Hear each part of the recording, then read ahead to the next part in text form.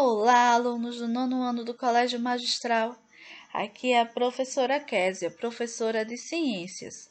Na aula de hoje faremos a correção das atividades do dia 14/8 e do dia 21/8 de 2020. Vamos lá?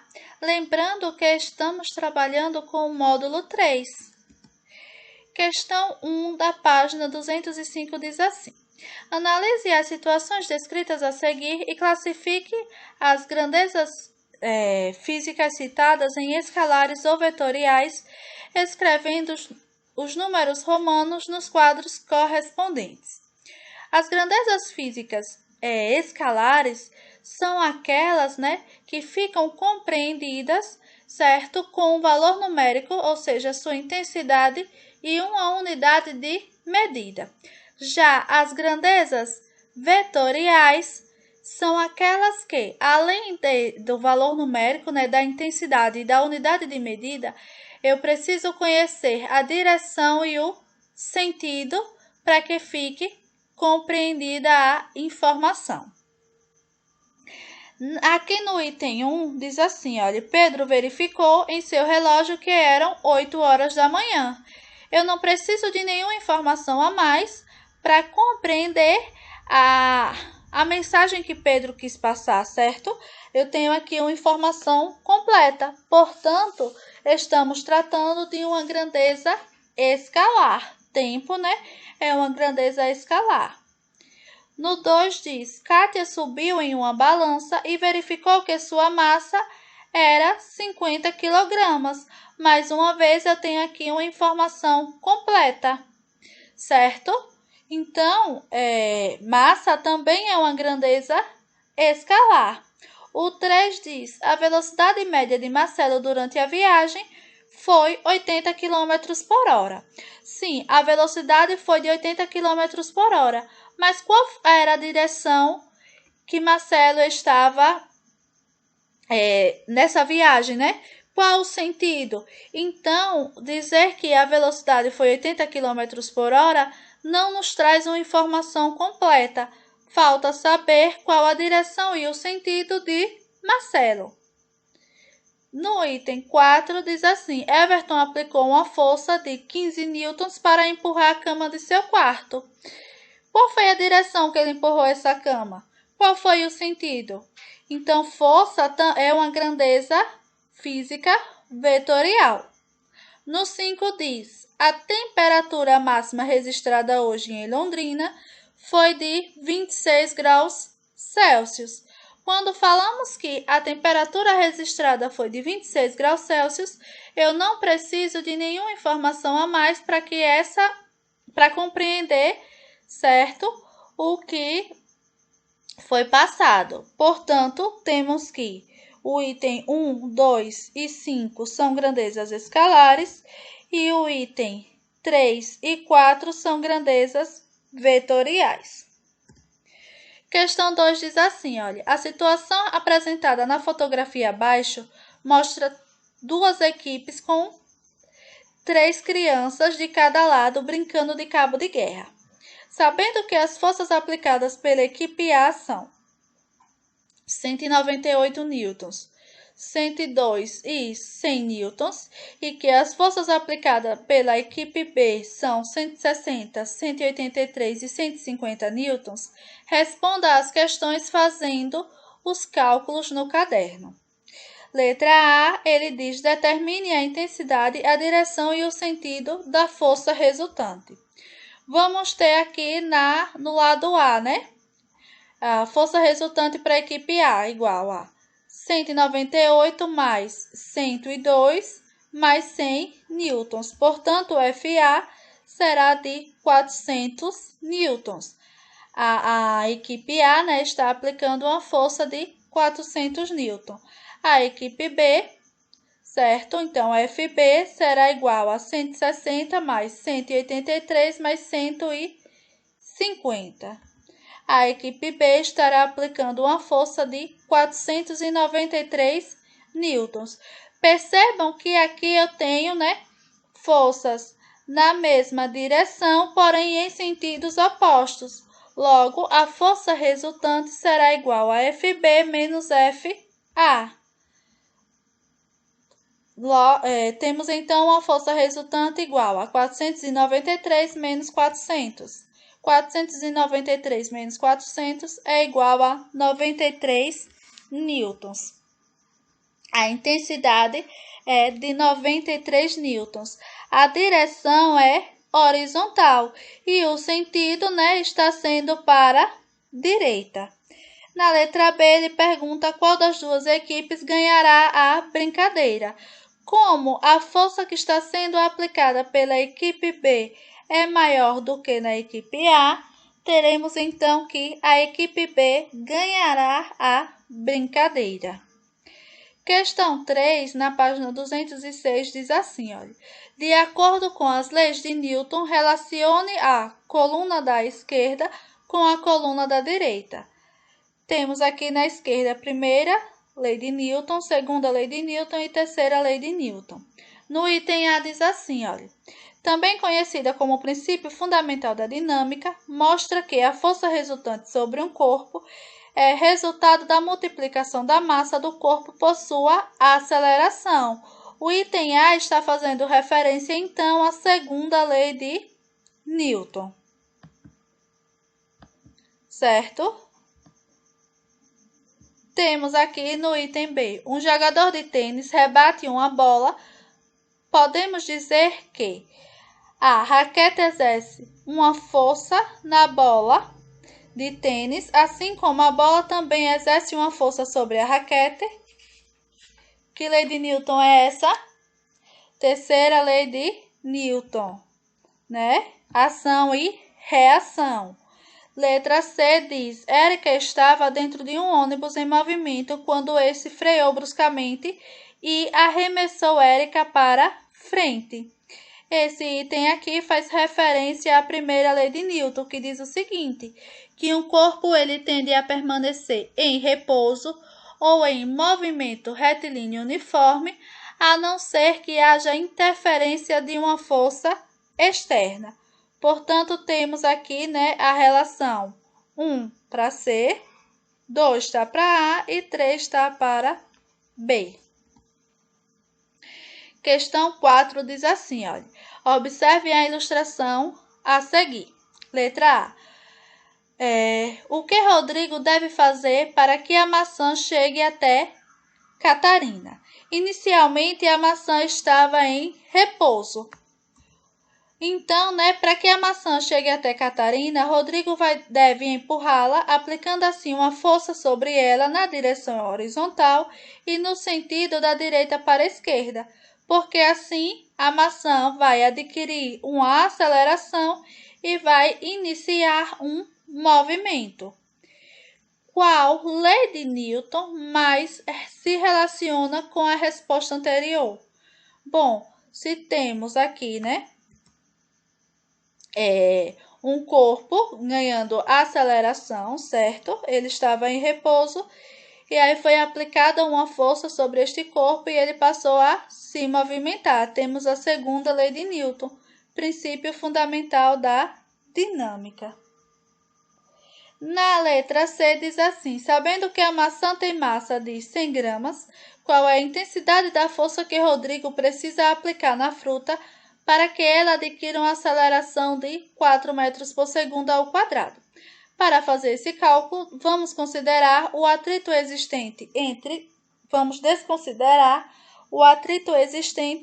a maçã e a mesa. Faça os cálculos no caderno. Temos a massa igual a 100 gramas. Sabemos que massa, lá no sistema internacional, é dada em quilogramas. Portanto, transformando de gramas para quilogramas, temos que 100 gramas é igual a 0,1 quilograma. A aceleração é de 4 metros por segundo ao quadrado. Pela segunda lei de Newton, temos que força resultante é igual a massa vezes a aceleração. Logo, a força resultante será igual a massa 0,1 vezes 4, que é a aceleração. 4 vezes 0,1 dá 0,4 newtons. Então, Rodrigo precisa aplicar uma força de 0,4 newtons. Na página 207 temos, veja a fotografia abaixo. Assinale as afirmativas a seguir. Escreva V para as verdadeiras e F para as falsas e reescreva as sentenças incorretas no caderno corrigindo-as. Primeiro ele diz assim, olha, no momento em que os participantes da canoagem remam, a água não aplica nenhuma força nos remos. Essa alternativa é falsa, pois, no momento em que os participantes na canoagem remam, a água vai aplicar força nos remos. Logo em seguida ele diz, quando os participantes de canoagem remam, eles aplicam uma força na água e, de acordo com a terceira lei de Newton, a água aplica uma força nos remos. Sim, temos aqui, ação e reação. Próximo item diz, os participantes não precisam remar em sentido contrário ao que eles desejam se deslocar. Essa alternativa é falsa, pois os participantes eles precisam remar em sentido contrário ao que eles desejam se deslocar. Caso contrário, eles iriam a favor da correnteza. Aqui temos a força aplicada pela água nos remos tem sentido contrário à força dos remadores e por isso eles precisam remar em sentido contrário. Verdadeiro. Por fim, ele diz, as forças de ação e reação ocorrem aos pares com a mesma intensidade. Sim, ela ocorre com a mesma intensidade, porém em sentido contrário. Sexta questão diz, um astronauta vestindo seu traje espacial extraveicular tem peso de 1.764 newtons na superfície da Terra. Em uma missão na superfície da Lua, o astronauta relatou estar se sentindo mais leve. Explique por que o astronauta teve essa sensação. Vamos lá.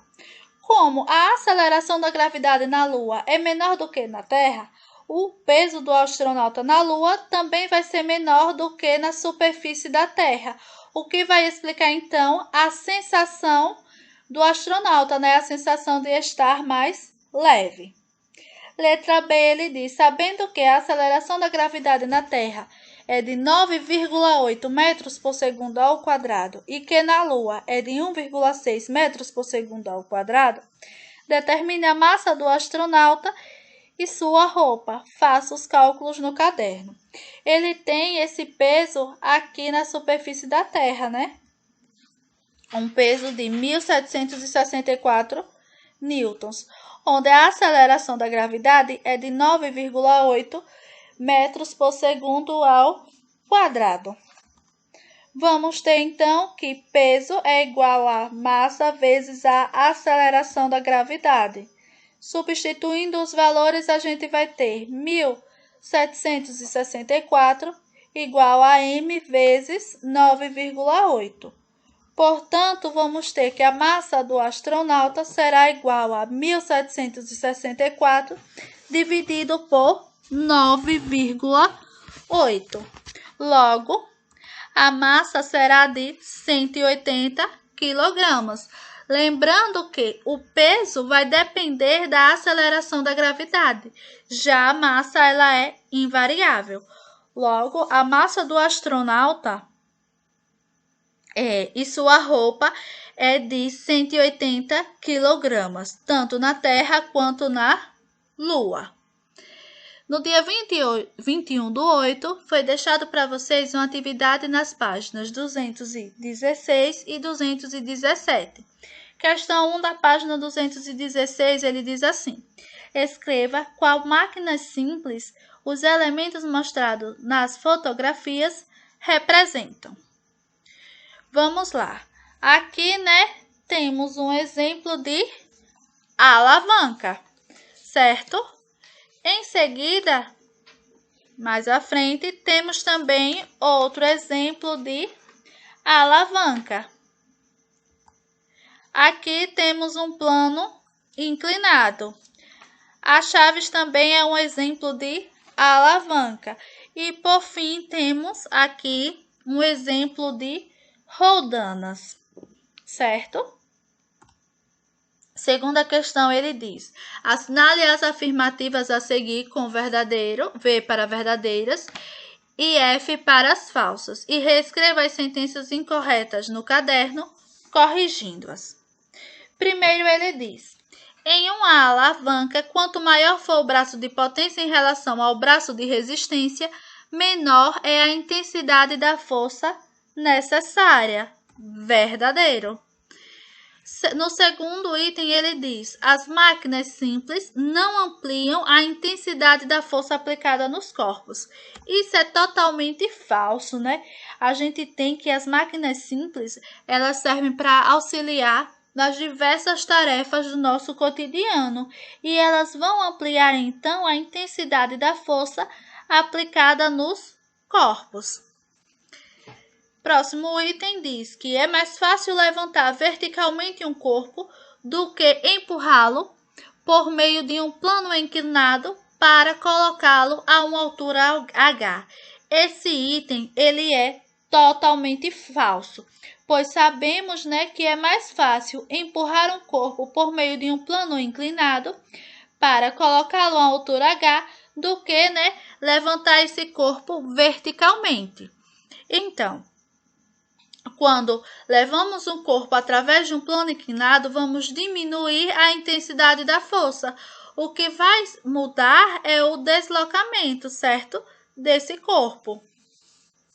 O próximo ele diz que, com uma rodana móvel, a intensidade da força potente vale metade da intensidade da força resistente. Exatamente. Alternativa verdadeira. Terceira questão, ele diz assim, olha: a alavanca mostrada na figura tem o braço potente igual a 4 vezes o tamanho do braço resistente. Olhe a representação aqui. Letra A, ele diz: se o peso do objeto que está sendo levantado é de 600 N, qual é o valor da força potente aplicada na alavanca? Temos o seguinte, olha, como o braço potente tem 4 vezes o tamanho do braço resistente, então essa força será igual a 600 dividido por 4. 600 dividido por 4, vamos ter então aqui uma força potente de 150 newtons. Letra B, ele diz: caso o braço potente tivesse o mesmo tamanho do braço resistente, qual seria o valor da força potente para sustentar o objeto? Então, caso, né, os braços eles tenham o mesmo comprimento, a força resistente e a potente também são iguais. Nesse caso, né, a alavanca ela somente vai mudar então o sentido da força, portanto, a força também seria de 600 newtons. Quarta questão diz assim: observe a fotografia ao lado, que mostra um guindaste sustentando um contêiner por meio de roldanas. Letra A, ele pergunta quais os tipos de roldanas estão sendo utilizadas na situação apresentada e explique a importância de cada uma. Temos então roldanas fixas e móveis. As roldanas fixas, elas mudam o sentido da força e as roldanas móveis, elas diminuem a intensidade da força, além de, né, mudar a direção, certo? E o sentido da força. O que poderia acontecer se o equipamento não possuísse roldanas móveis? Então, possivelmente, né, o guindaste, ele não seria capaz de elevar o container, pois a principal função da roldana móvel consiste então em diminuir a força potente necessária para elevá-lo. Por fim, na questão 5, vamos ter, olha, a ilustração ao lado representa um sistema de roldanas em equilíbrio, ou seja, a força aplicada à corda mantém a caixa suspensa sem movimentá-la. Sabendo que o peso da caixa é 184 newtons, qual é o valor da força aplicada? Temos então que o peso é de 184 newtons e a força nesse caso então, né, já que será igual ao peso dividido por 2, pois temos aqui o peso, né, dividido nas duas cordas. Logo, vamos ter que força é igual a 184 dividido por 2. 184 dividido por 2 é igual a 92 newtons. Espero que tenham compreendido e até a próxima aula.